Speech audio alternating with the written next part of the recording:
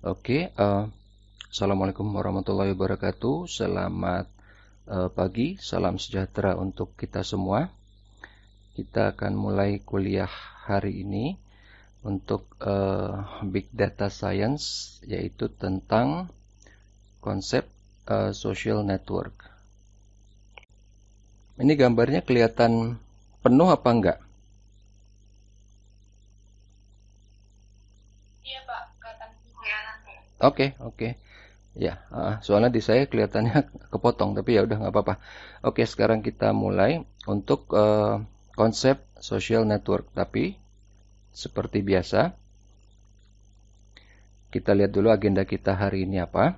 Pertama, kita akan bahas review kuliah sebelumnya dan review dari quiz. Yang kedua, kita akan masuk ke materi kuliah hari ini. Yang ketiga, kita akan review mingguan untuk tugas kelompok. Yang keempat, kita akan lihat kuliah berikutnya tentang apa. Oke, kita lihat kuliah sebelumnya kita sudah belajar mengenai apa itu algoritma, siapa penemunya, yaitu si apa? Al-Khawarizmi, siapa programmer pertama, yaitu si Ada Lovelace. Jadi perempuan yang kalau nggak salah dia itu admiral di angkatan laut. Oke, yang kedua penggunaan algoritma dalam kehidupan sehari-hari. Wah, ini sebenarnya sadar nggak sadar kita udah banyak banget pakai algoritma. Sekarang aja kita lagi video call, kita pakai algoritma kompresi untuk video dan suara. Yang ketiga, jenis algoritma. Jadi masih ingat kan yang kemarin kita bahas panjang banget, padahal ternyata itu cuman algoritma yang paling simple, yaitu selection short sama merge short. Yang saya bilang waktu itu bahkan ini tuh udah nggak dipakai gitu ininya, apa algoritmanya udah nggak dipakai di sekarang. Oke, terus yang berikutnya itu adalah complexity theory, optimization, dan big data reduction methods. Jadi kita ngelihat di situ bahwa kalau misalnya di big data itu datanya pasti banyak, makanya data yang kompleks itu mereka mendevelop suatu teori bagaimana cara memprosesnya dengan proper. Karena data itu di big data salah satu dari cirinya adalah veracity, bahwa dia pasti datanya itu nggak mungkin sempurna. Kalau ada data yang rusak, itu biasa. Beda kalau kayak kita dengan pemrosesan data biasa. Kalau ada data yang rusak, mungkin kita buang, mungkin kita perbaiki atau gimana. Tapi kalau di big data nggak. Karena itu salah satu konsepnya, veracity. Jadi dia mendevelop satu complexity teori, kemudian dia bikin optimisasi. Karena apa? Karena datanya itu memang banyak sekali. Jadi harus bisa dioptimize. Karena komputer secanggih apapun nggak bakal kuat untuk memproses data yang sedemikian banyaknya. Sehingga salah satu optimisasinya bisa dengan cara reduction methods. Nah, kita sekarang lihat di kuliah apa? Quiz sebelumnya. Ini yang pertanyaan pertama. Penerapan algoritma sering kita jumpai dalam kehidupan sehari-hari. Itu apa aja? Nah, itu kan udah banyak kan mencari rute terdekat. Ini rata-rata jawabannya udah benar. Udah benar semua, udah di atas udah 95%. Kecuali kalau untuk ini yang ada masih 79, yaitu penentuan jual beli saham pada bursa. Jadi kalau zaman dulu itu memang manual. Cuman kalau sekarang itu bukan cuman udah banyak, tapi udah umum. Karena bahkan saya waktu bikin aplikasi untuk di PNM, untuk di apa Trade atau apa, itu semua benar-benar udah otomatis. Karena memang tujuan dari si lembaga keuangan atau orang IT ini dia bikin jadi supaya orang yang benar-benar nggak ngerti IT, nggak ngerti aplikasi, nggak ngerti saham tetap bisa main. Kurang lebih kayak gitu tujuannya. Jadi nanti di aplikasinya cuma bilang, Bapak punya duit berapa kelebihannya setiap bulan? Misalnya 500.000. Oke, mau gimana tanamannya gimana? Misalnya Bapak orangnya ini cuman disimplified aja ya. Karena pertanyaannya mungkin agak konservatif. Kalau ini kan saya ngomongnya agak apa? Informal. Pertanyaannya misalnya, Bapak orangnya konservatif apa enggak? Bapak suka taking risk apa enggak? Kalau misalnya oh iya saya suka taking risk, baru nanti duitnya akan dialokasikan ke saham. Tapi kalau misalnya enggak, oh duitnya akan dialokasikan ke yang lebih aman, misalnya obligasi atau ori atau apa. Oke, yang berikutnya pertanyaannya adalah penggunaan algoritma yang lain itu untuk apa? Untuk fingerprint login. Nah, ini memang saya lihat ada beberapa yang saya ngerti logiknya. Dia bilang bahwa algoritma itu perlu untuk mengamankan. Tapi di sini tujuan pertanyaannya itu waktu login pertama itu belum ada proses waktu login karena kita pas baru nempelin itu belum ada. Kenapa dia perlu algoritma di situ? Karena yang waktu itu ingat kita sempat bahas datanya itu high dimensional. Maksudnya apa? Kesampingnya bahasa simpelnya kolomnya lebih banyak daripada barisnya ke bawah. Jadi dia kemungkinannya lebih banyak daripada records yang disimpan. Bahasa simpelnya, waktu kita pertama kali beli HP, kita pertama kali ngelatih HP kita untuk fingerprint, kita akan masukin fingerprint cuma berapa? 5 kali. Padahal nanti, kalian coba, nanti pas begitu udah selesai, kalian masukin fingerprint di sudut 0 derajat misalnya. Kalian bikin, terus nempelinnya 90 derajat, 70 derajat, dia tetap bisa kenal. Itu pakai algoritma. Itu maksudnya. Oke, yang berikutnya. Apa bentuk algoritma yang paling mendasar namun kurang efisien yang kita pelajari dalam kuliah ini? Jadi, kalau di sini sih saya lihat ya rata-rata jawabannya di atas 90% semuanya udah tahu selection short ya. Oke, sekarang kita lihat lagi.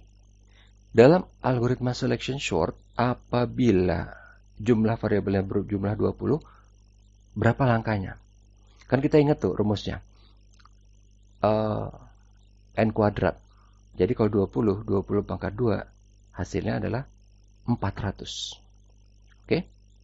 Sekarang yang berikutnya.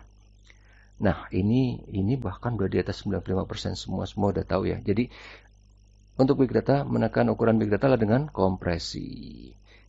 Jadi, selain itu, kita sudah sangat familiar dengan teknologi kompresi ini dalam kehidupan sehari-hari. Nah, yang nggak pakai kompresi itu yang mana sih? Yaitu adalah vaksin COVID-19. Oke, sekarang kita mulai untuk materi hari ini. Konsep social network. Tapi, di sini mungkin saya perlu mempersiapkan. Kenapa?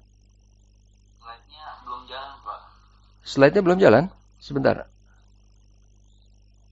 Ini udah jalan? Belum, Pak. Belum? Belum. Wah, coba bentar. Di Google Meet-nya ada masalah nggak ya? Coba saya stop sharing. Saya share screen lagi. Sebentar ya. Nah. Udah jalan belum? Udah. Oke. Bentar ya. Tadi sampai mana? Oh, ini dia. Jadi, social network. Konsep social network.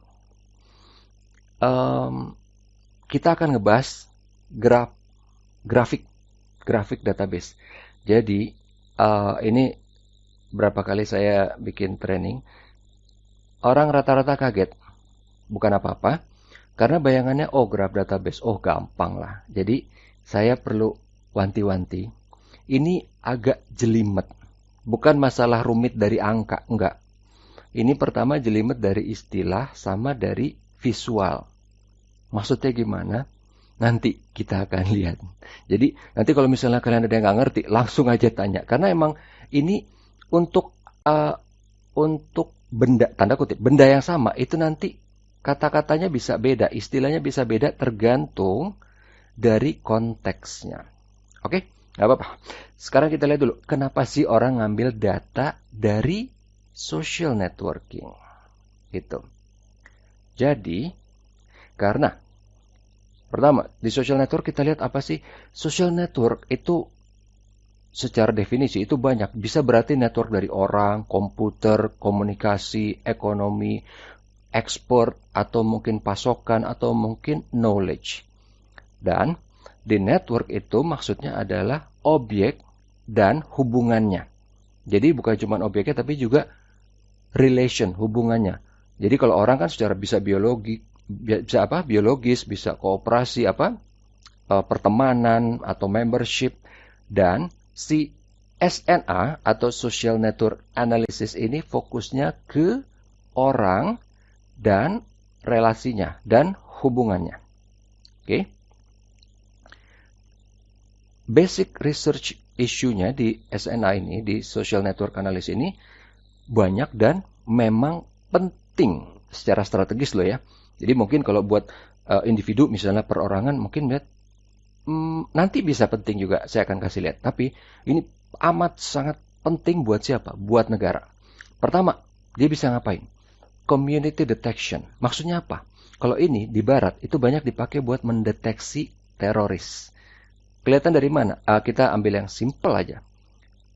Kurang lebih, teroris temenan pasti sama teroris. Ya, itu yang paling simpel ya. Teroris temenan sama teroris. Tapi teroris mungkin temenan sama pedagang senjata. Jadi untuk cari teroris, mungkin kita cari pedagang senjata. Oke, tapi pedagang senjata misalnya pedagang senjata nggak punya Facebook. Kita lihat pedagang senjata temenannya sama siapa lagi? Misalnya, sama orang kaya. Karena pedagang senjata rata-rata kaya. Misalnya ini ya. Ini yang very simplified analysis aja. Sama orang kaya. Oke, kita lihat di circle-nya orang kaya. Jadi kurang lebih kayak gitu ngelihatnya. Jadi nggak langsung kalian ke Facebook itu untuk SNA ya, cari search teroris atau misalnya siapa sih Abu siapa gitu ya namanya. Enggak, bukan gitu. Justru dia carinya layer per layer. Kurang lebih kayak gitu ya. Yang kedua buat ngapain? Buat lihat link prediction. Maksudnya gimana? Link prediction itu, link itu kan hubungan nih. Jadi hubungan dari objek sama objek. Kalau kita di SNA, objeknya siapa? Orang. Jadi kita lihat link prediction. Maksudnya apa?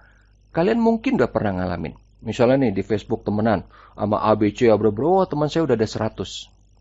Terus di Facebook bilang, kamu mungkin kenal juga loh sama ini. Ya itu aplikasi yang paling simple dari link prediction. Sama si anu. Facebook lihatnya apa yang paling gampang? Misalnya, kan dia pasti nanya banyak tuh waktu awal kan. Sekolahnya di mana, SMA di mana, kuliah di mana, SD di mana.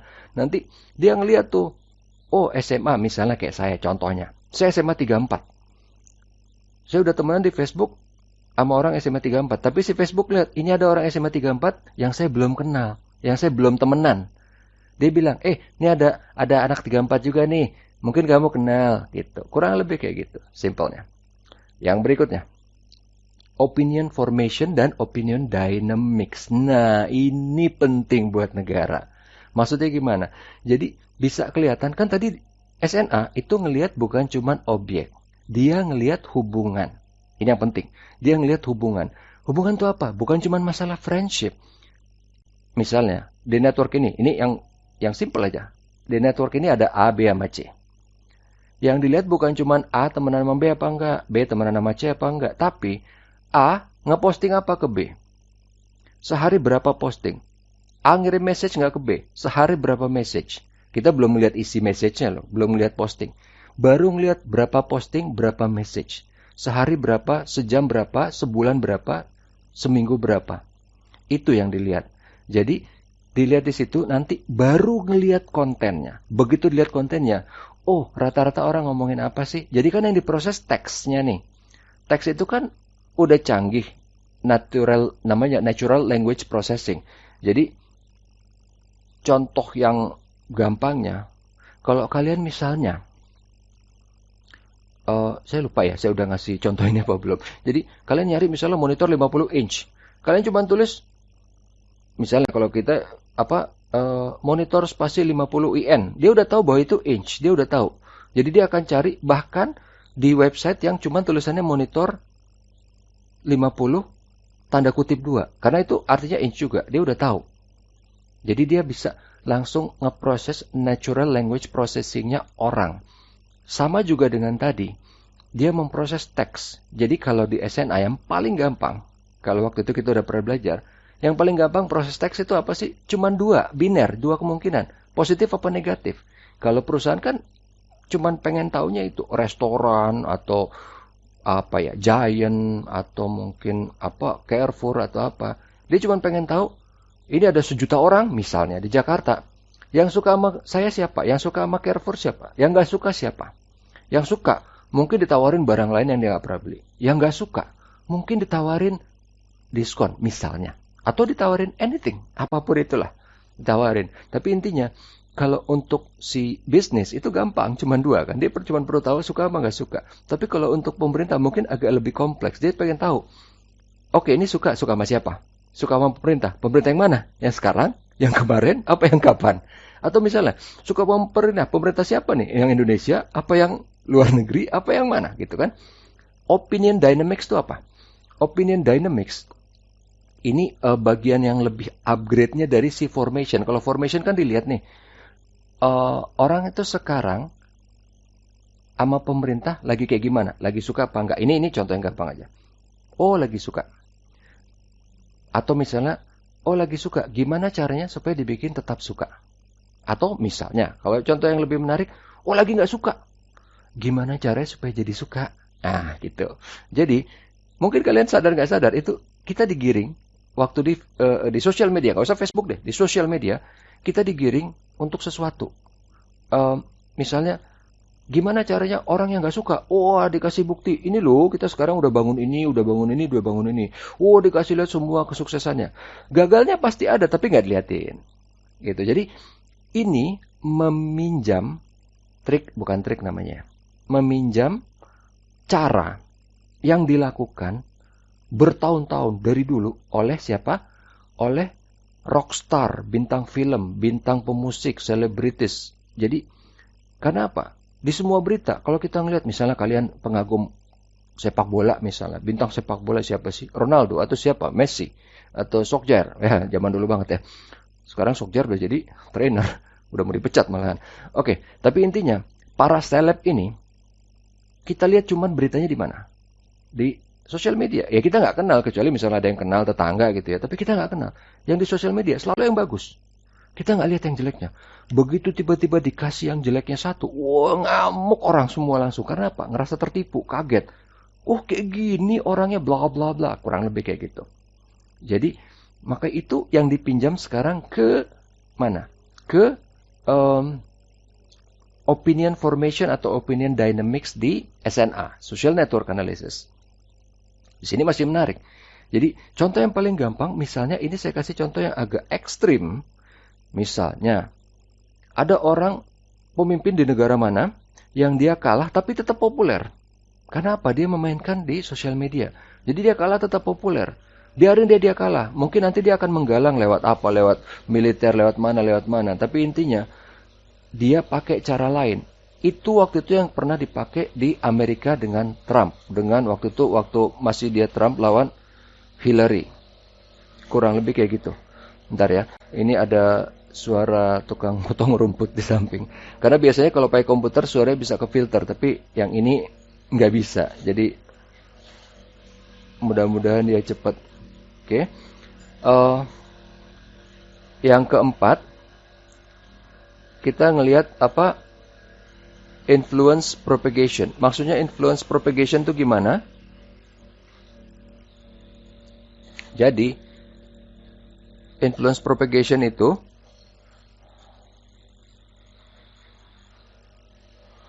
bentar ya. Kok balik lagi sih ke sini?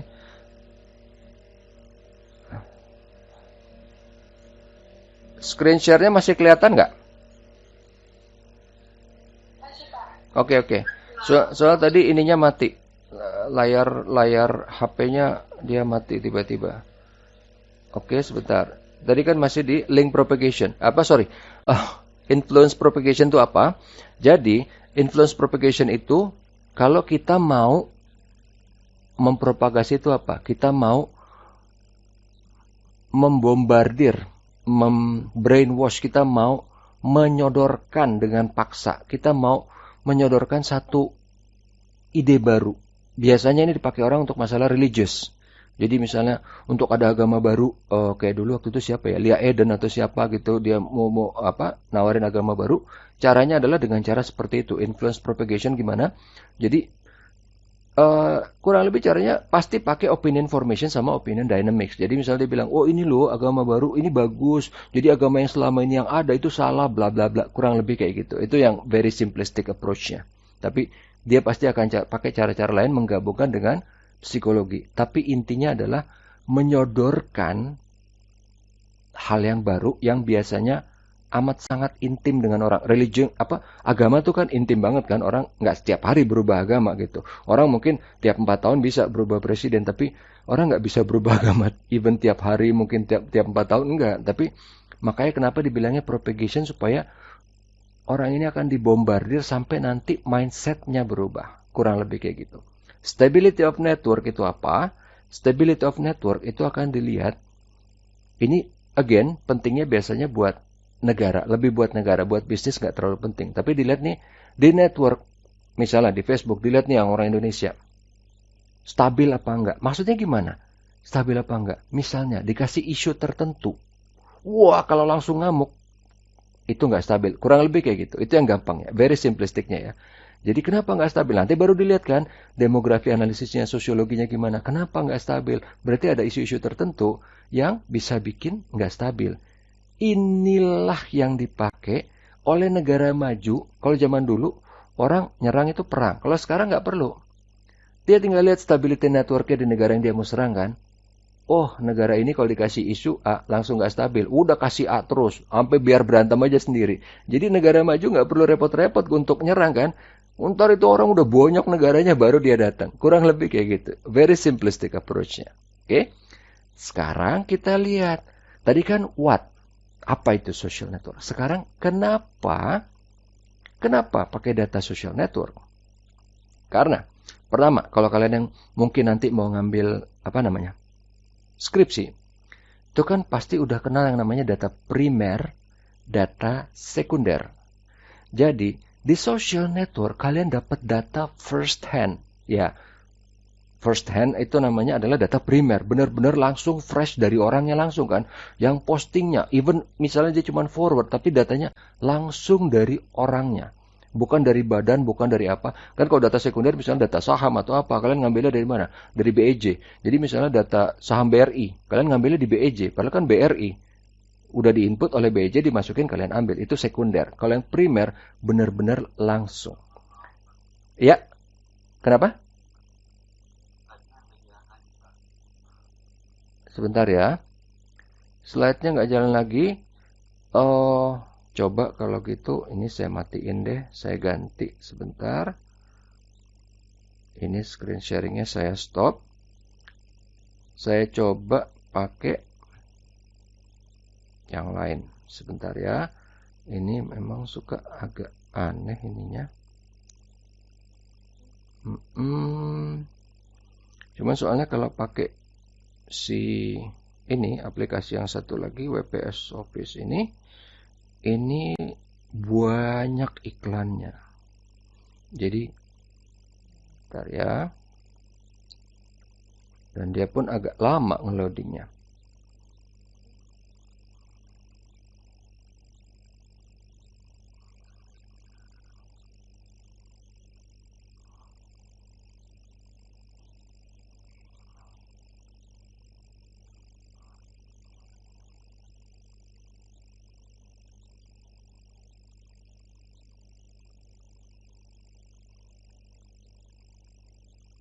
Oke, di sini kelihatan nggak? Kelihatan, Pak. Oke, sip. Nggak apa-apa, mudah-mudahan yang ini lebih stabil si aplikasi Office-nya. Jadi, tadi kita tahu apa? Data primer. Data primer. Yang dilihat itu apanya? Linkage, hubungan, basis hubungan sama struktural. Maksudnya gimana? Basis hubungan sama struktural, nanti kita akan bahas lebih lanjut di slide berikutnya. Tapi intinya, linkage. Jadi link antara orang-orang ini, dilihat linknya kuat apa enggak. Jadi kalau misalnya cuma ada 2 pilihan, kuat atau lemah. Tapi kan bisa aja ada 3 pilihan. Ada pro, netral, atau anti. Atau bisa juga ntar ada banyak. Jadi dilihat kualitas sama intensitas dari linknya. Jadi bukan cuma temenan, oke seberapa temenan, kurang lebih kayak gitu kan. Karena kan bisa aja di Facebook, misalnya saya nyoba-nyoba gitu kan, ngefriend sama siapa Donald Trump. Tiba-tiba entah gimana sama Donald Trump di-approve. Bukan berarti temenan kan, kenal juga kagak gitu. Tapi kan secara kasat mata orang luar lihatnya, oh gila keren lo temenan sama Donald Trump misalnya. Padahal sebenarnya enggak gitu kan. Jadi kenapa perlu itu linkage based itu? Jadi dilihat nih, oke, ini Pak Yudi temenan sama Donald Trump. Seberapa nih temenannya? Pernah nggak balas-balas komen atau posting? Kurang lebih kayak gitu ya. Nah, kalau structural itu dilihatnya, kalau tadi kan cuma dilihat dari resiprokalnya. Structural itu dilihat gini. Ini berdua, ada nggak kemungkinan temenan secara natural? Dulu mungkin pernah kerja bareng nggak? Pernah sekolah bareng nggak? Kuliah bareng nggak? Atau lahir di tempat yang sama nggak? Dilihat strukturalnya. Kalau misalnya sama sekali enggak, bener-bener cuman get luck ya, cuman hoki. Nah, berarti itu kan kita bisa tahu, kualitas temenannya misalnya rendah, misalnya. Kan bisa bilang kayak gitu. Kalau content based analysis gimana? Jadi ini pelengkap dari yang tadi linkage based sama structural. Kalau misalnya emang beneran dia pernah tukeran posting misalnya. Postingnya apa?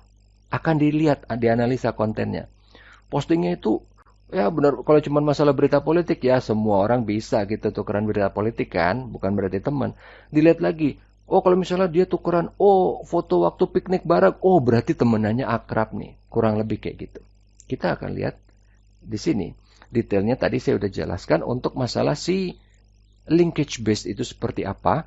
Jadi kan bukan cuma dilihat dari objeknya, tapi dilihat dari linknya, dari pertemanannya, dari hubungannya. Dilihat juga kualitasnya. Dilihat nantinya kan bagus apa enggak. Itu kalau cuma 2 pilihan. Kalau mungkin yang tadi saya bilang 3 pilihan. Bisa pro, bisa netral, bisa anti. Itu kalau 3 pilihan. Itu juga sebenarnya banyak degree-nya. Bisa dibikin banyak layernya. Kalau yang structural yang tadi saya udah bilang. Kalau misalnya ini 2 orang. Oke, ada linknya. Oke, dia temenan. Tapi apa yang membuat dia temenan? Ada similarities nggak? Ada kesamaan nggak? Atau ada sesuatu nggak? Ada triggernya nggak? Kayak gitu. Oke. Tadi kalau untuk yang content based itu kan bahwa di social network itu kalau misalnya di Facebook itu dulu cuma bisa gambar, sekarang udah bisa video, udah bisa suara, anything. Itu pun dianalisa. Jadi waktu itu saya bilang gambar itu akan di-convert jadi teks, bukan tagnya dari orang ya, tapi di-convert jadi teks otomatis oleh algoritma. Video juga kayak gitu. Apalagi kalau cuma teks biasa. Bahkan kan kalau kalian tahu kan misalnya kalian foto pakai Android nih atau pakai iOS, foto koran. Ya sekarang koran udah nggak ada kali ya. Foto surat deh misalnya atau foto apa. Si aplikasi yang di handphone kita itu udah bisa langsung ngenalin huruf-huruf di situ, udah langsung nawarin. Even kalau misalnya itu website dia bilang, "Kamu mau ke website ini, tinggal klik udah langsung kebuka browsernya, langsung pergi ke website yang bersangkutan." Jadi emang udah canggih gitu loh. Jadi itu semua kalau di big data, yang gampang nih ya, ingatnya, semua jenis video, audio, image itu semua akan di-convert ke teks untuk diproses. Untuk diprosesnya harus di-convert ke teks. Kalau enggak, bayangin berapa petabyte, berapa puluh miliar juta gigabyte.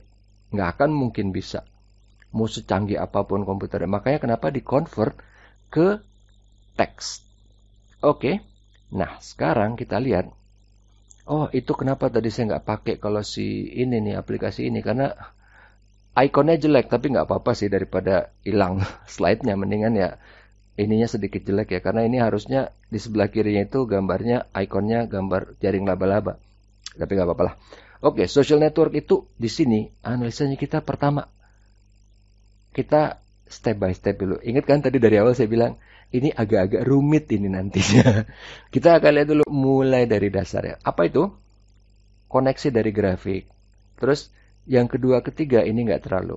Sebenarnya kedua ketiga ini amat sangat super rumit. Tapi ini saya nggak akan bahas karena apa? Pertama di luar konteks. Kedua ini benar-benar kalkulus matematis banget. Tapi misalnya kalian tertarik, pengen lihat, boleh nanti saya kasih lihat. Tapi intinya, 2 sama 3 ini saya cuma akan bahas secara garis besar aja. Tapi yang pertama itu, graph connection itu yang kita akan lihat. Graph connection itu terbagi ada 6. Jadi kita akan lihat basicnya, grafiknya kayak gimana. Representasinya kayak gimana, tipenya kayak gimana, konektivitasnya di grafik seperti apa, terus nanti ada bentuk grafik yang spesial, yang khusus, dan algoritma. Tapi untungnya, ini algoritma juga saya nggak akan bahas detail, walaupun sebenarnya untuk melihat pengertian itu kita harus lihat, karena algoritma itu pasti larinya ke program. Cuma nanti saya akan berusaha menjelaskan secara bahasa awam untuk algoritma. Tapi kalau untuk yang lain kita akan melihatnya secara visual. Pertama, basicnya dari grafik itu apa sih? Ini istilah ya. Pertama, nodes. Kedua, edges. Ketiga, degree sama degree distribution. Itu apaan sih? Yang gampang kita lihat aja langsung visualnya. Ini misalnya nih ada grafik pertemanan ya, dibuat kayak gini. Ini JC, John, Julian, bla bla bla itulah ya. Nah, objeknya, orang-orangnya itu dibilang istilahnya node.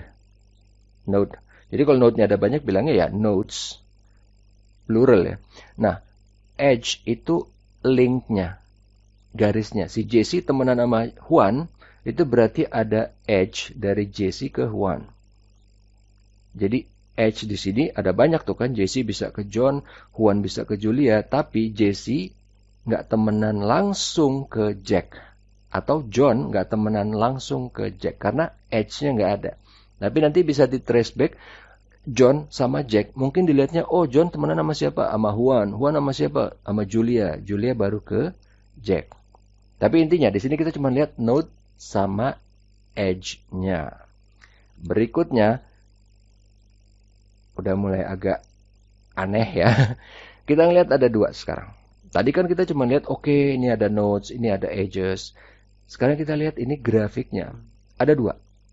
Directed sama undirected graph. Jadi kita lihat yang undirected grafiknya dulu. Jadi lupa tadi kan itu edges. Oke.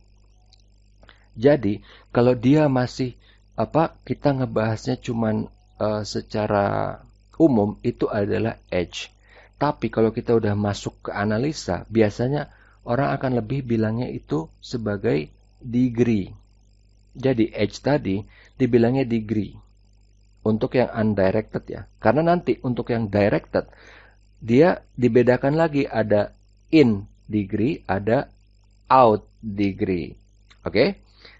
Makanya kita lihat yang undirected dulu, yang sebelah kanan. Jadi di sini degree itu sama dengan edge. Tapi kenapa dibilangnya degree? Karena kita pengen lihat. Kalau tadi nama ya, kalau ini biar gampang cuman V1 sampai V7. V1 itu berapa degree? Ada 2. 2 degree. Karena edge-nya 2. V2 juga seperti itu. Tapi kalau kita lihat V7 itu ada 3 degree. Oke? Sekarang di sini ada rumus. Jadi, kalau untuk undirected graph ini,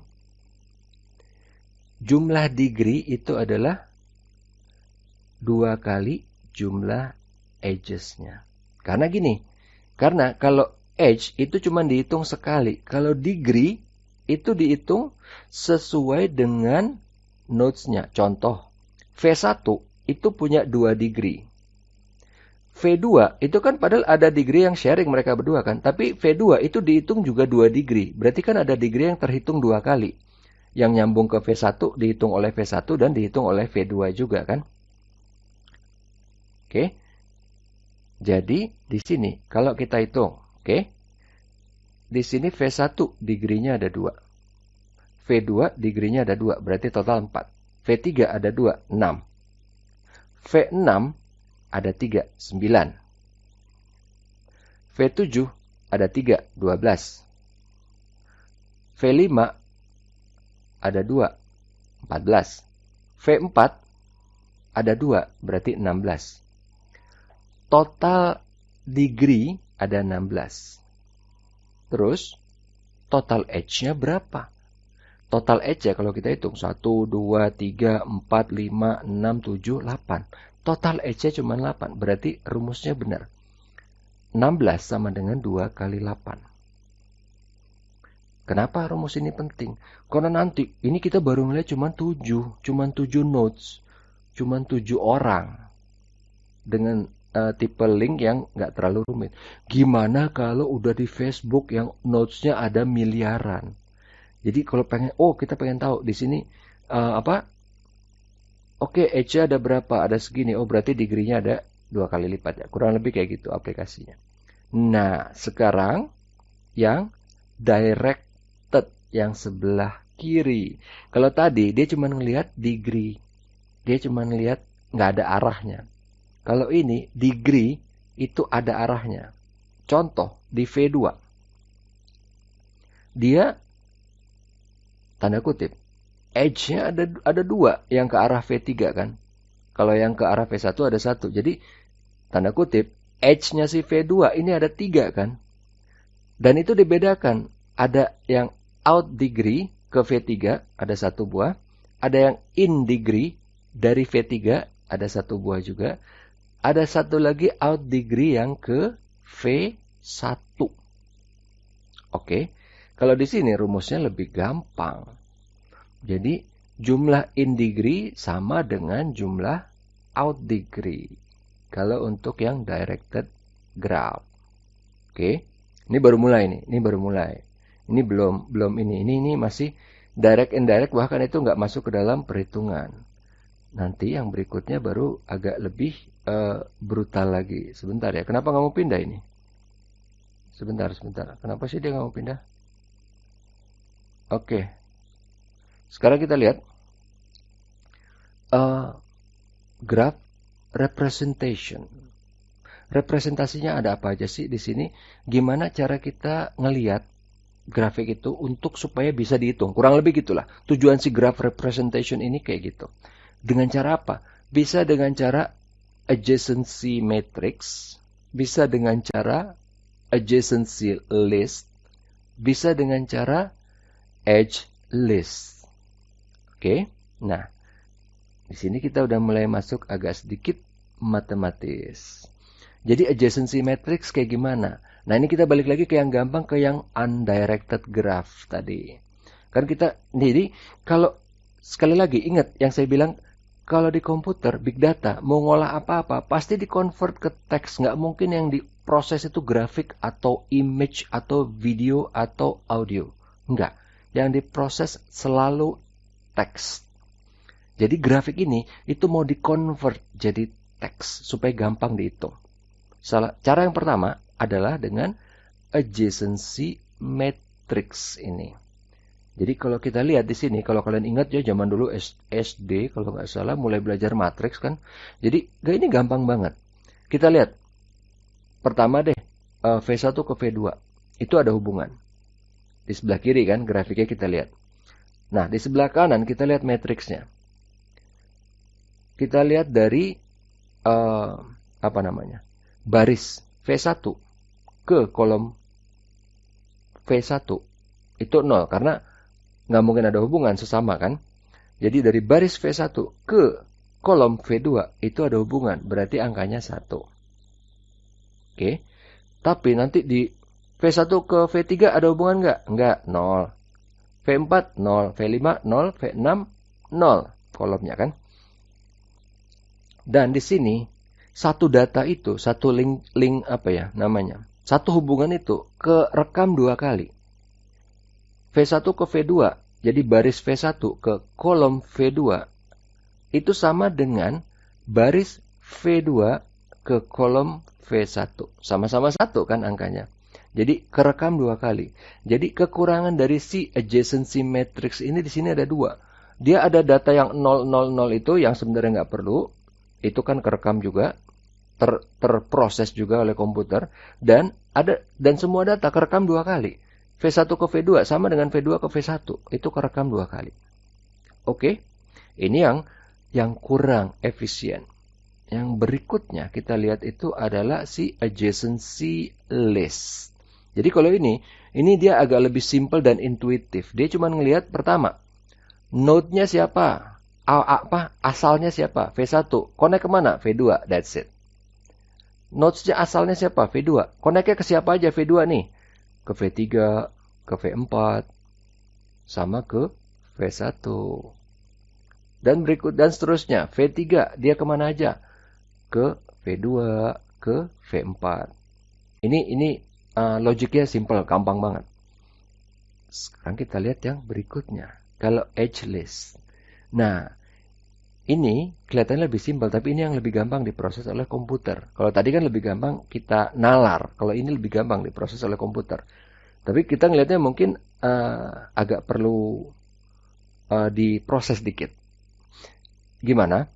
Jadi kita lihat di sini, semua dibikin koordinatnya.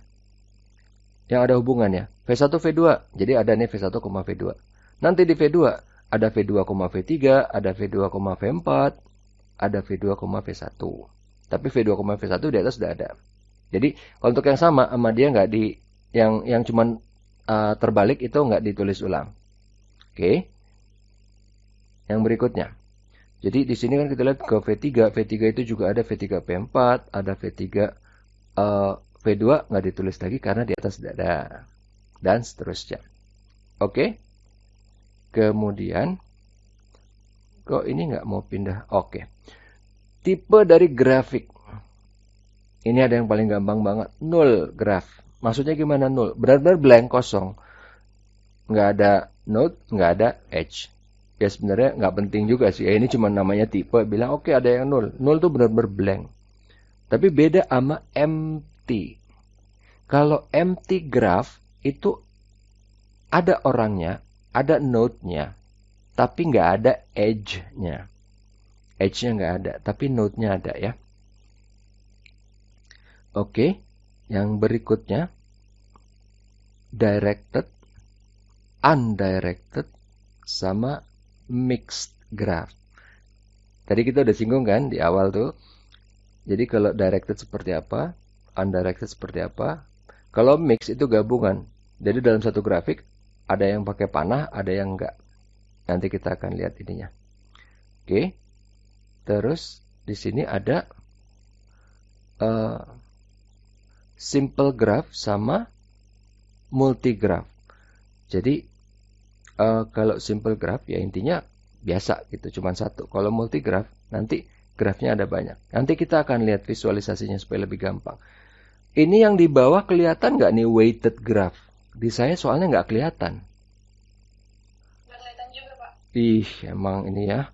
Makanya kenapa saya nggak pakai ini? Cuman ya itu apa? Sebentar ya. Diapain caranya? Ini soalnya nggak kelihatan ini di bawahnya si weighted graph ini.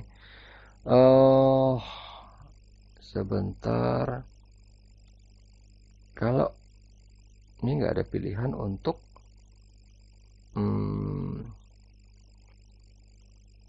nggak bisa di zoom out ini tuh. Ih,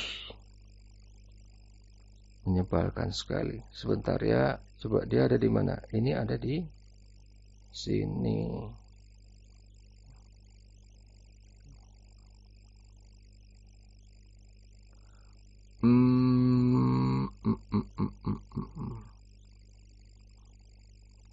Sebentar, berarti mau nggak mau saya akan pakai.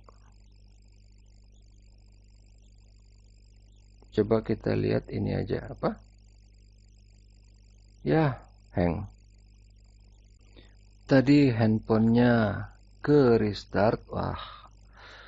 Oke. Tadi handphonenya ke restart. Sorry, agak lama nunggunya. Tapi sebentar. Saya sudah antisipasi kalau ada hal kayak gini. Jadi mau nggak mau kita akan pakai yang very simple aja. Kita pakai sebentar, mana dia PDF? Ini dia. Oke.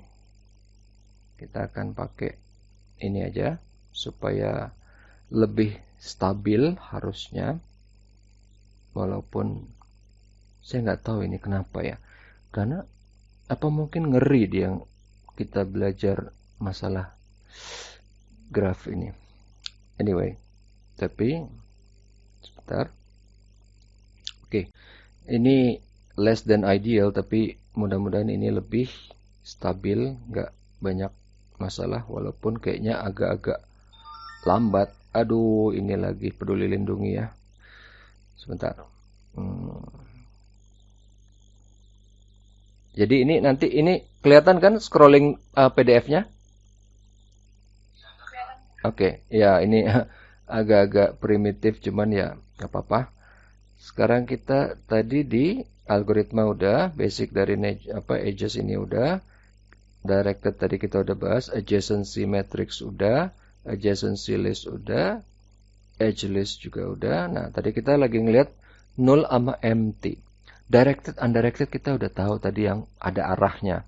Jadi kalau mix itu gabungan dari keduanya. Simple graph itu nanti kita akan lihat. Multi graph juga kita akan lihat. Weighted graph ini yang penting. Kenapa? Jadi tadi kita baru ngomongin cuman orang. Terus hubungannya, terus arahnya. Kita belum lihat jarak. Kita belum lihat bobotnya. Kita belum lihat misalnya. Tadi kan kita cuma lihat kalau ada link, kualitasnya kayak gimana. Weighted graph itu juga dipakai buat apa? Google Maps. Jadi nodes-nya bukan orang, nodes-nya adalah apa? Kota atau tempat. Jadi dari tiap tempat akan dilihat hubungannya, berapa yang paling dekat, berapa yang paling jauh. Makanya kenapa hitungannya rumit supaya kalau kita mau rekalkulate gimana? Kalau kita mau pergi dari kota A, dari Jakarta ke Bandung, yang paling cepat rutenya lewat mana? Oke, semua orang udah tahu Pak, lewat tol. Betul. Lewat tol. Ternyata di tolnya macet, ada tabrakan. Kita langsung keluar tol. Begitu keluar tol, itu mulailah kegunaannya Google Maps. Dia ngitung, masuk lewat jalan kecil yang kita nggak pernah tahu. Lewat jalan sini. Lewat jalan sini. Kurang lebih kayak gitu. Oke? Nah, tadi multi graph kayak apa? Single graph kayak apa? Sekarang kita lihat di sini. Pak, kayaknya nggak beda Pak grafnya. Betul. Jadi, contoh yang paling gampang, gini. Kalau ini mungkin logikanya agak kurang ya, kurang masuk akal. Karena saya sendiri waktu awal bingung gitu. Kenapa orang ngomongin ini nggak make sense. Jadi, single graph itu dikatakan single graph pertama kalau dia undirected atau V1 bisa kemana aja ke rutenya dia dan bisa balik lagi ke tempat dia. Itu dikatakan single graph.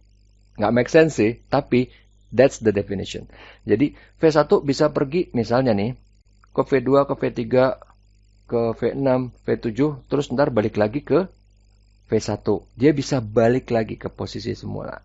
Kalau di undirected, kan ada arahnya. Dia nggak boleh lawan arah nih.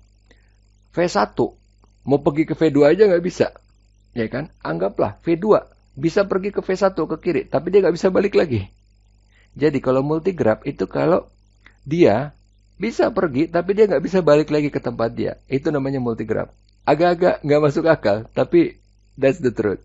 Itu multigraph, itu single graph. Oke? Sekarang, nanti yang tadi saya bilang weighted graph. Weighted graph itu, anggaplah di sini V1, V2 itu adalah kota. Dari kota V1 ke V2 jaraknya berapa? 3 km. V2 ke V3 5 km.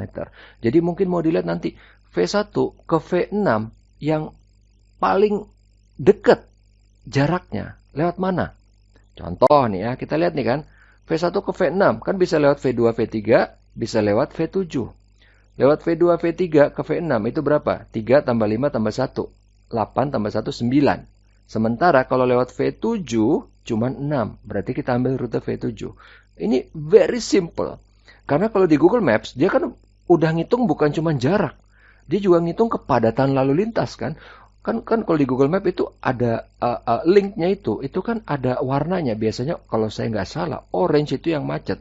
Karena kita udah bertahun-tahun nggak kena macet, bahkan nggak keluar. Jadi saya udah agak lupa nih, orange itu kalau nggak salah macet. Jadi kalau lancar hijau kan, dia bukan cuma ngitung jarak aja, dia juga ngitung percuma jaraknya deket tapi merah, macet total, berhenti, orang nggak bisa lewat juga, mobil pun nggak bisa lewat. Kurang lebih kayak gitu algoritmanya si Google Map. Sekarang kita lihat. Nah, ini juga agak aneh kelihatannya, tapi enggak. Jadi, di sini kalau tadi kan pertama bisa dilihat directed-nya. Kedua, bisa dilihat kalau undirected kayak gimana. Undirected biasa lah ya. Tapi bisa dilihat juga weighted, bobotnya. Tadi kan berapa angkanya yang kita pakai buat Google Maps tadi contohnya kan. Sekarang dilihat cuman plus minus. Dia nggak peduli mau berapa, tapi plus sama minus. Ini gunanya apa?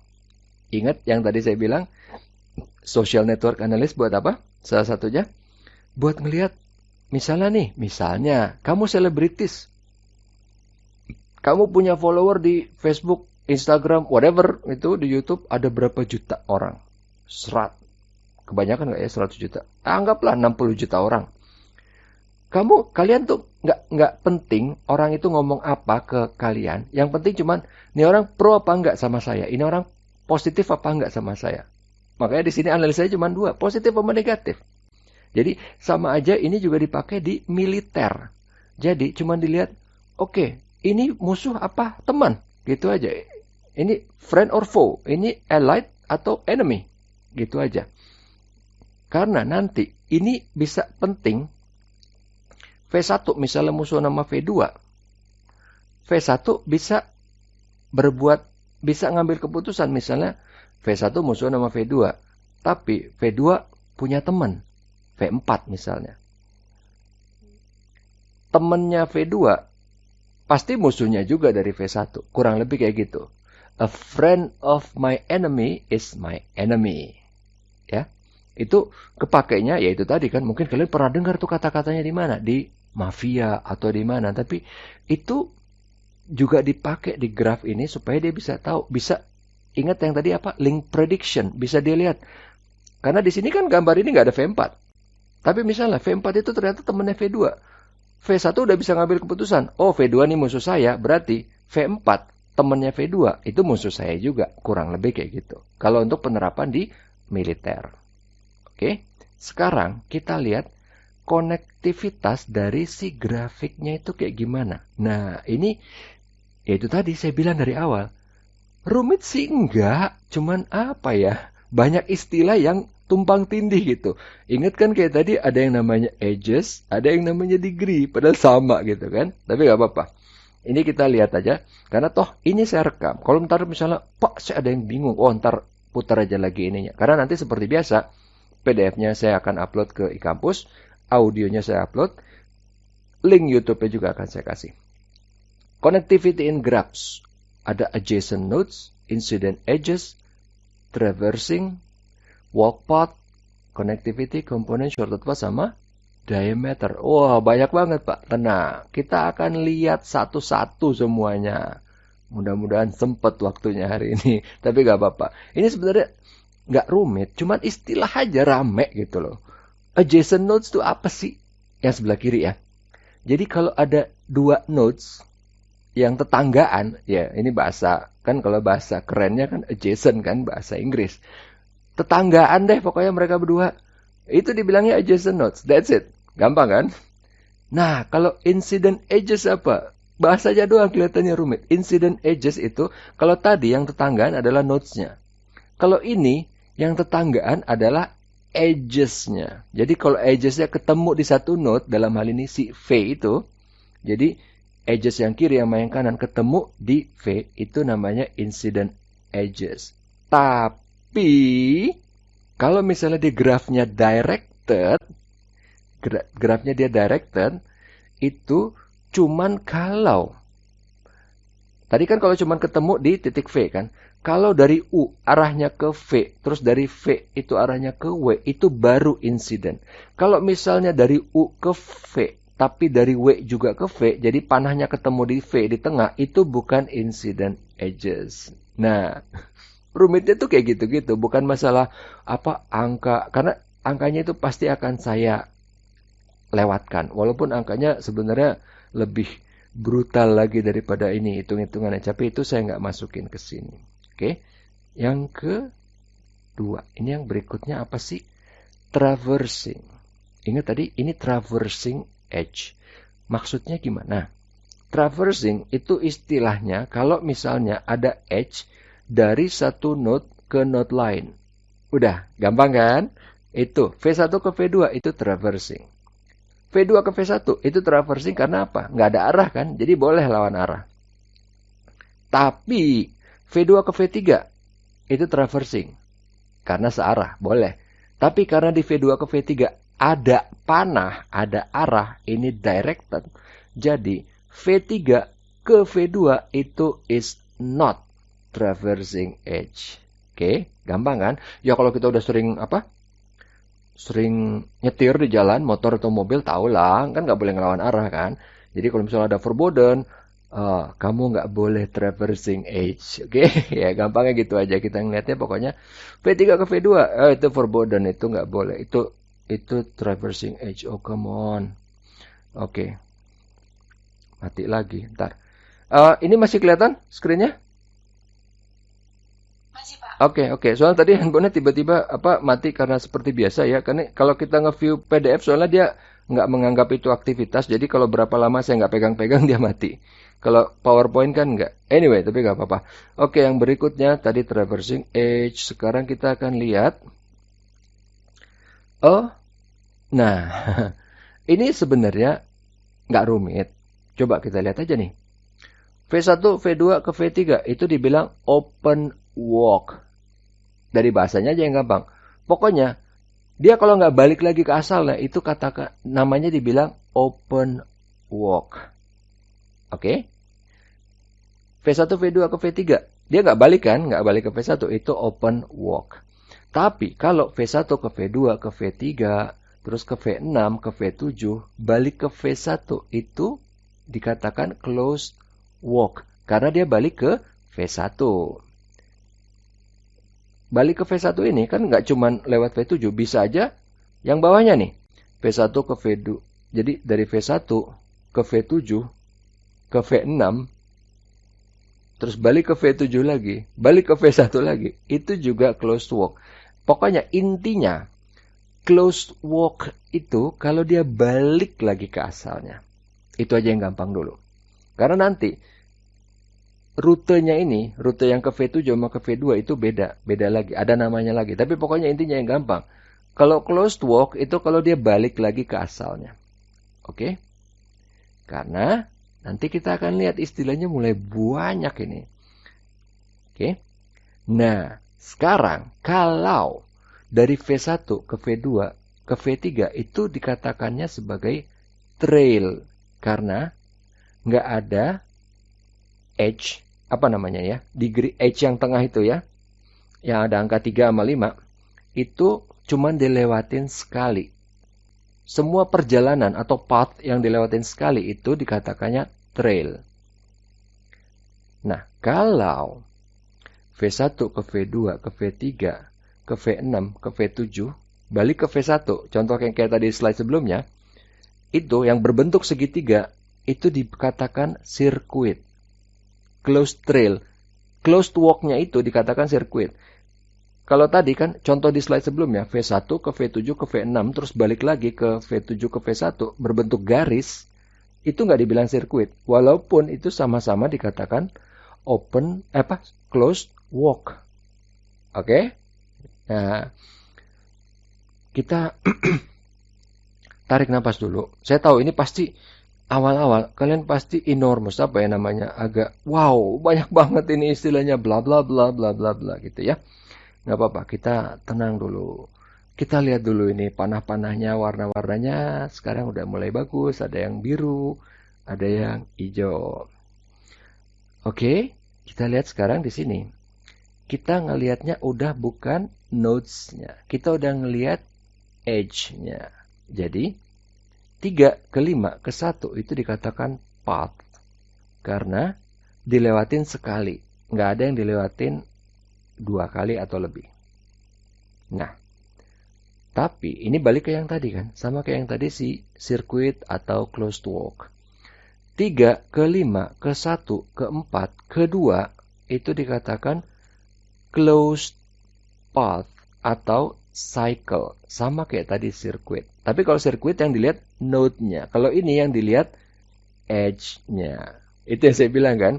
Ini istilah muter-muter, padahal itu barangnya itu aja. Cuman kalau dilihat node-nya dikatakannya adalah circuit, kalau misal dilihatnya adalah edge-nya dikatakan sebagai cycle. Oke? Pelan-pelan. Kita lihat lagi yang berikutnya. Connectivity. Ini sebenarnya gampang sekali. Mulai dari yang paling kiri, connected. Oke, fine, kita udah tahu nih 4 titik, 4 node connect semua.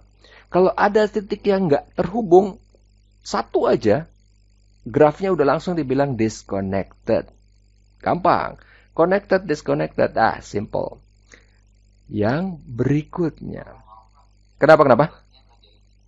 Kenapa? Type-nya nggak jalan lagi, Pak. Ini nggak jalan nih?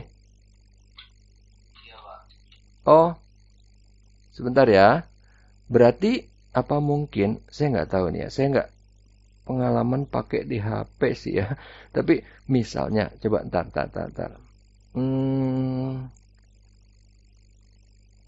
Sebentar, kalau saya ulangi lagi share screen-nya.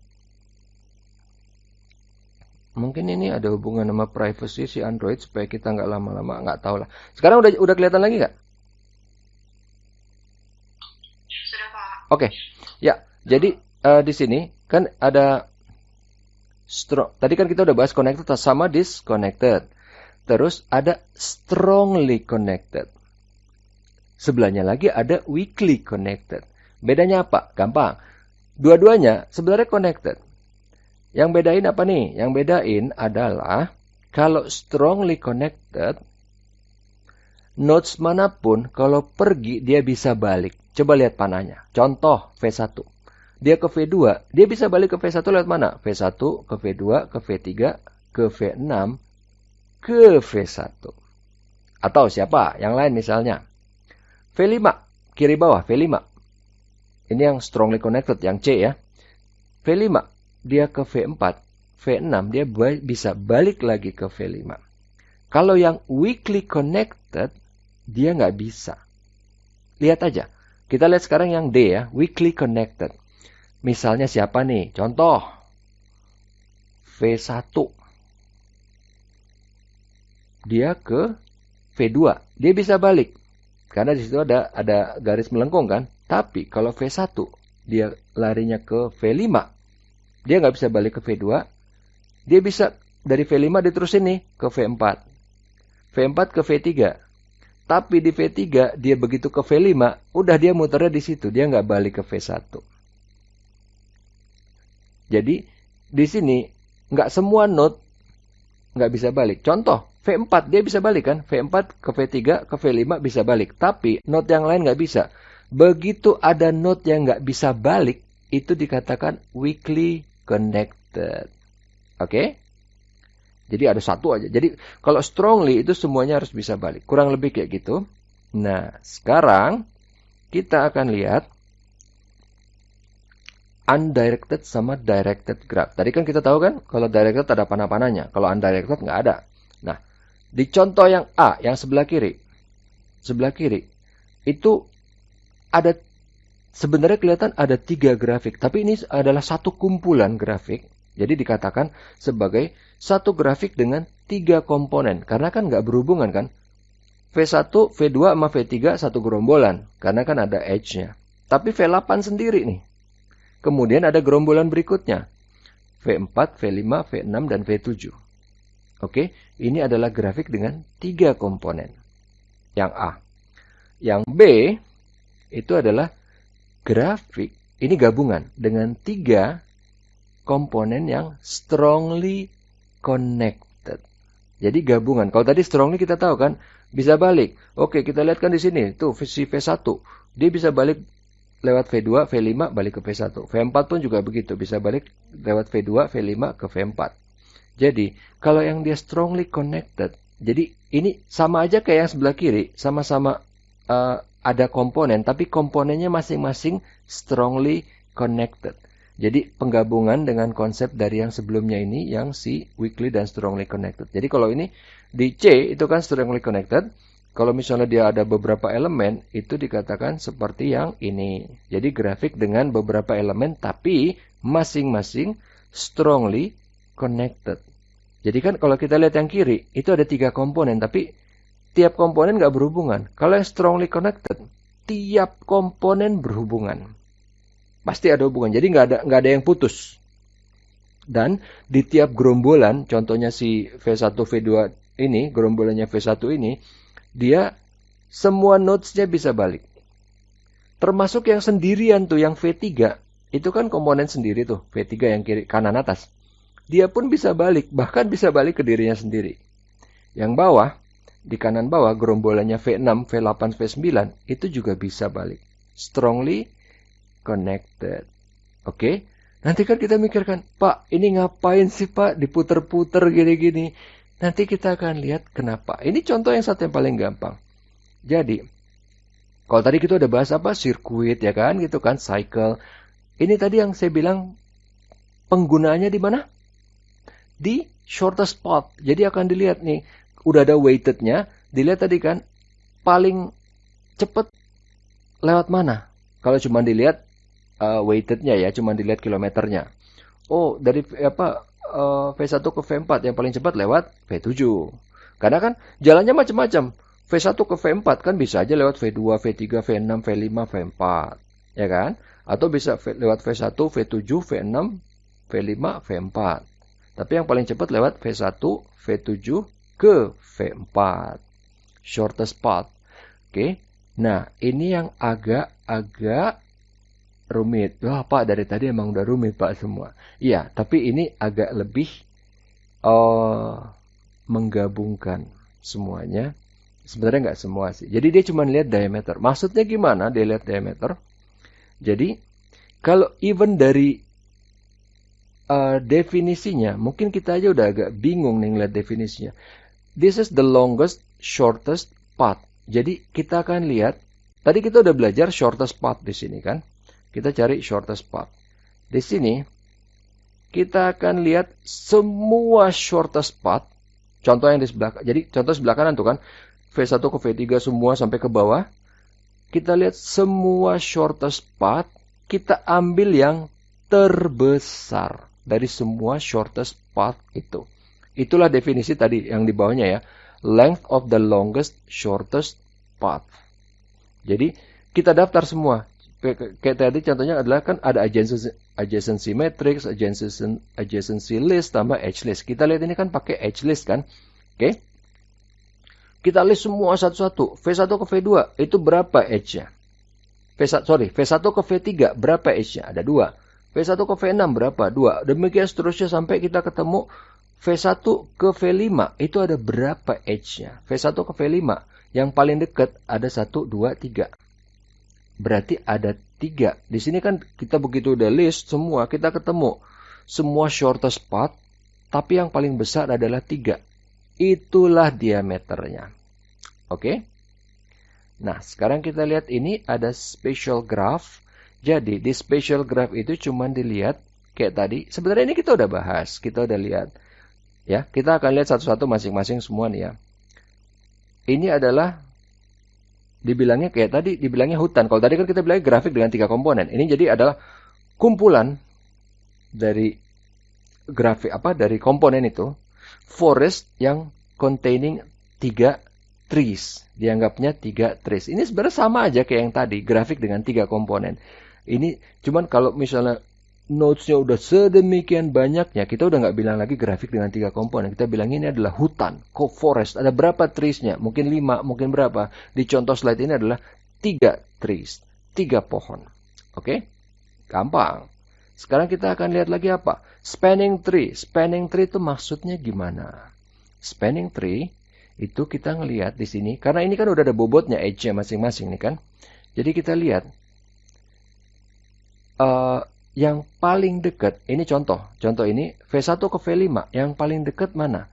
Walaupun edge-nya sama, tapi kita lihat bobotnya kan. Makanya di sini dibilang V1 ke V5 bisa lewat 2 tambah 1 tambah 6 atau 2 tambah 4 tambah 9. Mana yang paling dekat? Yang paling dekat adalah yang biru. 2 tambah 1 tambah 6 kan?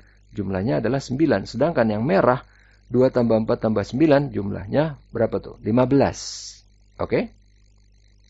Jadi di sini spanning tree-nya itu adalah dua-duanya.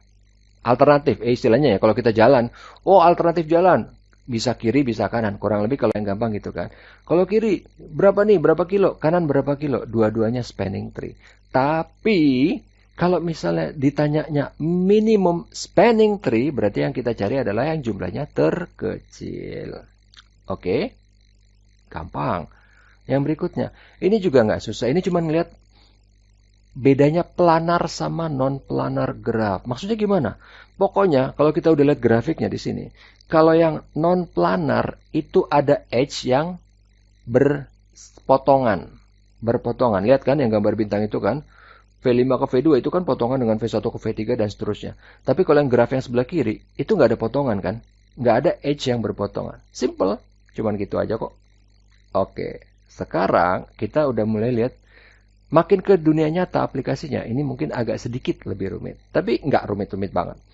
Sekarang kita lihat bedanya. Apa bedanya sih bipartite sama affiliation? Nah, ini kalau kalian lihat, ini sebenarnya gampang. Bipartite itu adalah, jadi ini saya akan pakai definisi yang simple, yang gampang di sosial media.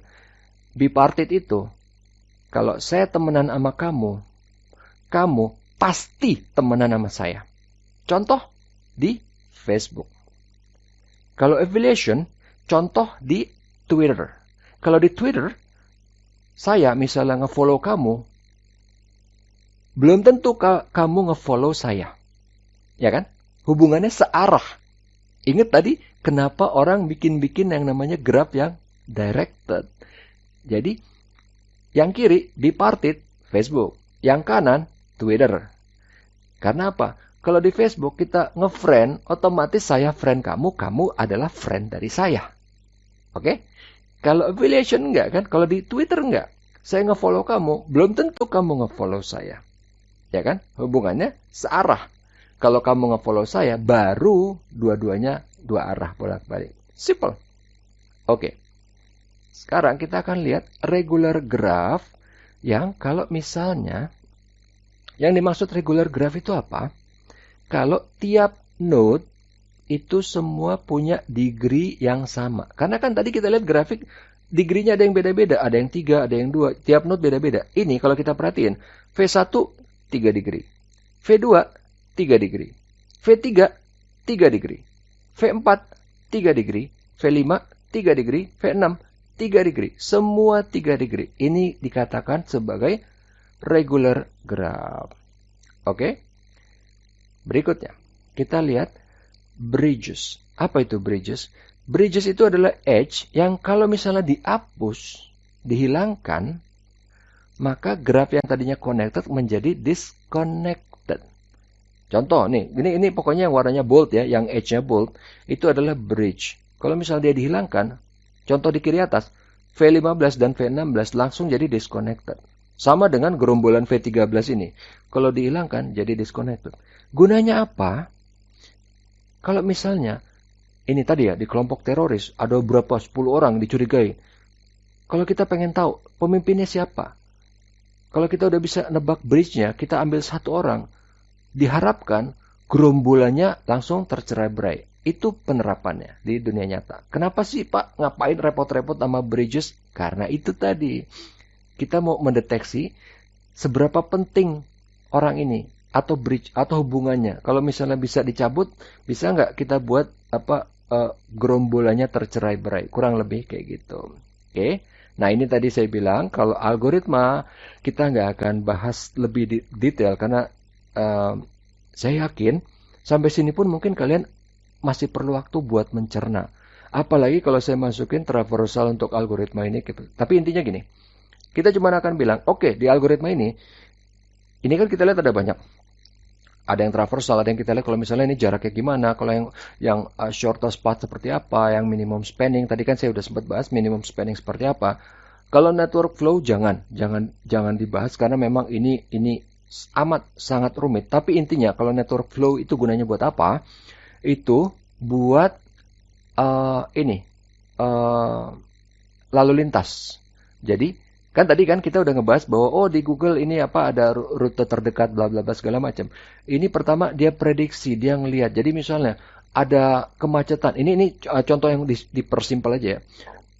Ada kemacetan di Blok M. Dia harus bisa memprediksi efeknya di Gunung Sari. Oke? Jadi itu gunanya dari network flow algorithm. Kalau misalnya ntar kalian iseng cari di internet ataupun di YouTube, itu nggak ada yang simple penjelasannya. Itu pasti rumit pakai kalkulus, pakai hitung-hitungan segala macam. Karena memang dia berusaha mengachieve something yang rumit. Yang tadi saya bilang, coba bayangin, ada macet di Blok M, dia harus tahu efeknya di Gunung Sari. Jauh banget gitu loh. Yang bahkan harus ngelewatin berapa panjang. Anyway, intinya itu adalah kegunaan. Ini segala macam banyak algoritma. Tadi yang bridge juga saya udah sempat singgung. Oke. Nah, sekarang si social network algorithm ini yang semua ini tadi kan ada graf yang banyak banget itu mau dianalisa pakai algoritma. Algoritma itu ada dua. Bisa yang statik, bisa yang dynamic. Maksudnya gimana, Pak? Kalau statik berarti datanya contoh Facebook. Datanya di-download dulu semua baru diproses. Itu statik. Kalau dynamic itu nggak di-download, diproses langsung di source-nya. Ingat contohnya waktu itu yang saya pakai apa? Power BI. Power BI, saya ngambil data langsung dari Wikipedia. Itu saya nggak download dulu. Makanya waktu itu agak lambat. Karena dia benar-benar nyaplok langsung di Wikipedia-nya. Itu yang namanya dynamic. Gampang, ya kan? Oke. Nah, ini network measures, ini juga kita nggak akan bahas detail. Karena ini juga sama. Ini pakai hitung-hitungan. Tapi secara simpel, centrality maksudnya gimana? Dilihat di network itu, siapa tokohnya yang utama. Kelihatan dari mana? Dari seberapa banyak orang ngirim pesan ke dia atau seberapa banyak dia ngirim pesan ke semua orang. Kurang lebih kayak gitu. Transitivity sama reciprocity itu apa? Ini juga gampang. Sebenarnya ini ada persamaan matematik. Misalnya gini. Kalau A temenan sama B, B temenan sama C, maka A pasti temenan sama C. Kurang lebih kayak gitu. Kalau reciprocity itu yang tadi saya bilang apa? Kalau A temenan sama B, maka B pasti temenan sama A. Itu konsep yang di Facebook. Oke? Kalau si balance and status, ini cuma ngelihat. Kayak tadi, yang saya bilang, the friend of my friend is my friend. The friend of my enemy is my enemy. The enemy of my enemy is my friend. Oke, ini cuma permainan kata. Tapi mungkin kalau kalian yang sering nonton film action, film mafia, sering dengar kan? The enemy of my enemy is my friend. Ya, kurang lebih kayak gitu. Tapi ini dia ngebahas memprediksi link. Oh, ini kalau ada orang baru, dia itu siapa? Dia bukan teman saya nggak kenal. Tapi dia temannya siapa? Temannya teman saya. Oh, teman saya. Oh, dia temannya musuh saya. Oh, musuh saya. Kurang lebih kayak gitu. Balance and status. Similarities itu gampang. Itu cuma ngelihat. Dia pengen memprediksi, ini networknya kuat apa enggak. Misalnya, di Facebook ini ada sekumpulan orang. Apa similarities-nya?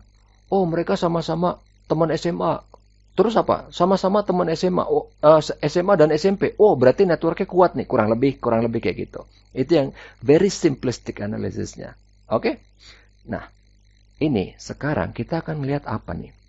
Kita udah makin kesini, udah makin mendekati ke aplikasi di dunia nyatanya.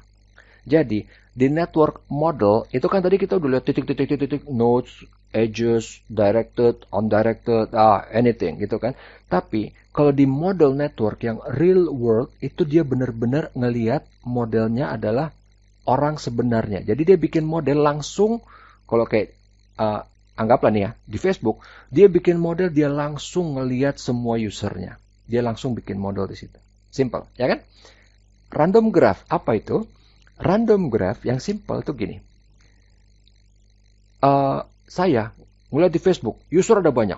Anggaplah di Facebook ada 2 miliar. Saya tahu si A temenan sama B. Tapi kenapa si A temenan sama B?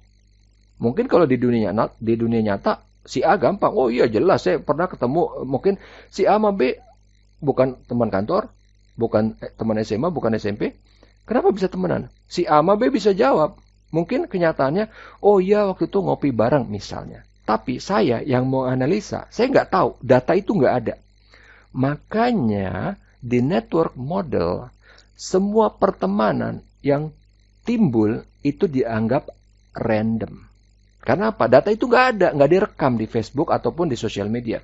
Yaitu tadi kan, kita cuma bisa analisa, si A temenan sama B. Oh, coba lihat, emang SMA-nya bareng? Iya, oke, berarti dari situ. Tapi kalau misalnya SMA nggak bareng, kerja nggak bareng, tapi temenan, udah gitu sering postingan. Kita kan daripada capek mikir, gimana cara ini A sama B temenan? Kita akan anggap itu sebagai random. Oke? Nah, tenang. Penderitaan sudah sedikit lagi habis kok. Cuman mungkin nanti masih ada yang terakhir kuis ya. Cuman ya santai lah. Kuis itu kan seperti saya bilang itu nggak pengaruh ke nilai. Tapi kalau misalnya nilai kalian bagus itu bisa membantu di UTS-UAS. Anyway, small world model itu apa? Ini sebenarnya yang menarik yang saya pernah bilang waktu itu. Facebook tahun 2010, tahun 2008, awal-awal, dia itu menyodorkan ke seluruh dunia yang bikin menarik bagi kita. Semua orang di dunia ini yang ada 6 miliar, itu semua terhubung maksimal cuman di 6 degrees. Ingat degrees itu apa? Cuman di 6 layer. Cuman di 6 layer. Jadi waktu itu benar dibuktikan. Saya kalau nggak salah pernah cerita ya. Jadi waktu awal-awal, kita benar-benar, saya waktu itu ya pribadi, emang benar, jadi waktu itu presiden masih Barack Obama, kalau nggak salah, apa Clinton ya. Anyway, anggaplah Barack Obama. Masa sih teorinya Facebook cuman di 6 degrees, 6 degrees of separation, kalau search di Google. Saya cari Yudi Yunardi sama Barack Obama. Ternyata benar, Yudi Yunardi temenan sama si Anu, ada teman ini saya, terus ada teman kantor, teman siapa, sampai ke Barack Obama, itu cuma 6. Itu adalah network model yang mengadopsi small world 6 degrees. Bahkan di publikasi yang terakhir di 2017 kalau saya nggak salah atau 2018, Facebook bilang kita udah semakin dekat.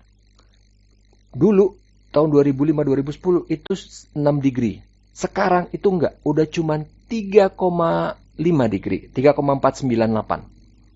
Anyway, tapi itu ya nggak masalah, mau 6, mau 4, tapi intinya itu base-nya adalah small world model, bahwa semua orang itu terkoneksi secara nggak sadar, itu nggak jauh-jauh amat. Kan misalnya kita nih mikir, aduh saya mah sama Presiden Amerika sekarang siapa sih?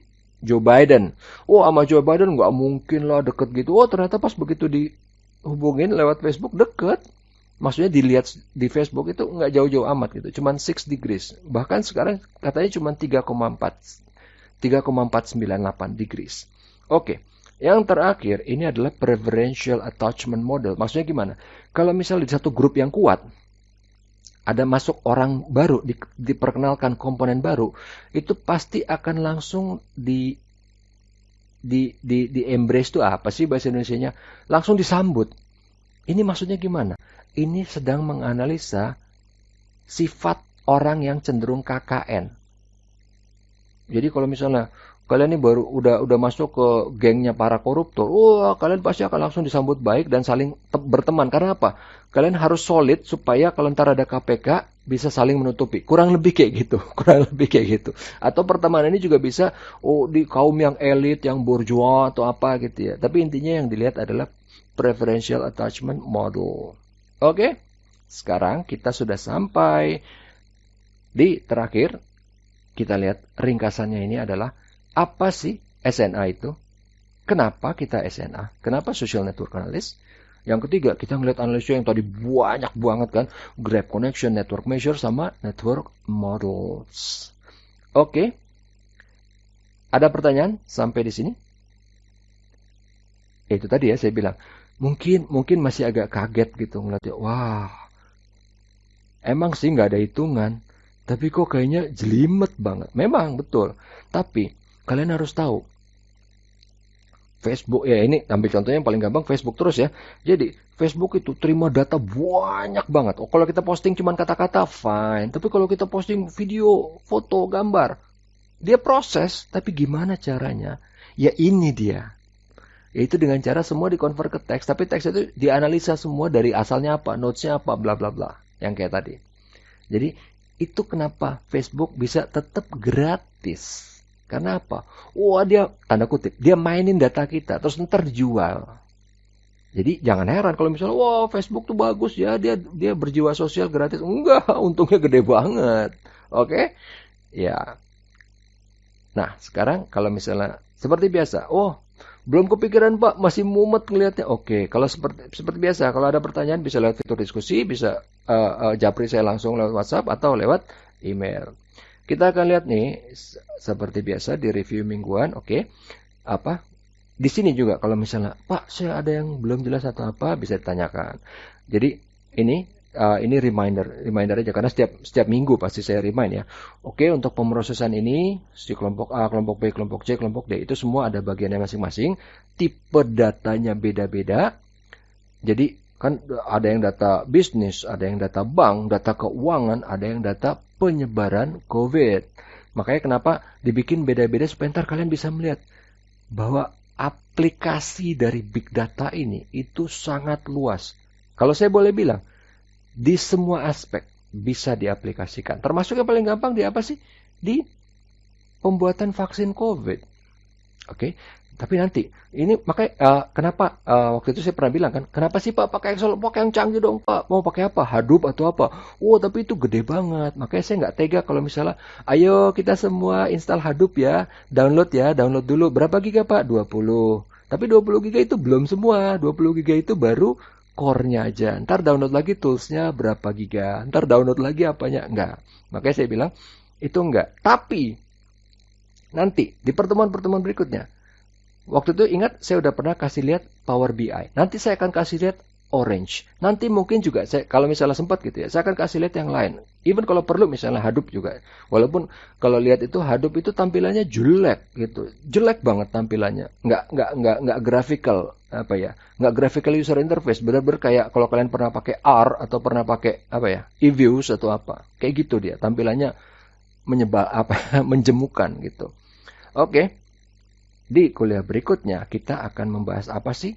Kita akan membahas konsep dasar dari metode analisisnya. Tadi kan kita udah lihat nih, grafik kita ngambil dari social network, bla bla bla segala macam. Oke, nanti kita analisanya kayak apa? Karena yang kita analisa bukan cuma dari social network dong, ya kan? Kita analisa dari banyak, mau data primer, mau data sekunder, mau data structured, mau data unstructured, anything. Oke? Ya, seperti biasa, kalau ada pertanyaan, boleh ditanyakan. Kalau misalnya enggak, jangan lupa nanti ini kuisnya. Cuman saya bingung ini apa? Gimana saya kasih link kuisnya ya? Karena link kuisnya ada di laptop. Tapi ini, anyway, tapi nggak apa-apa. Gini, ini saya tutup dulu sebentar. Selalu ada cara pasti. Walaupun saya belum ketemu sekarang caranya gimana. Bentar ya, itu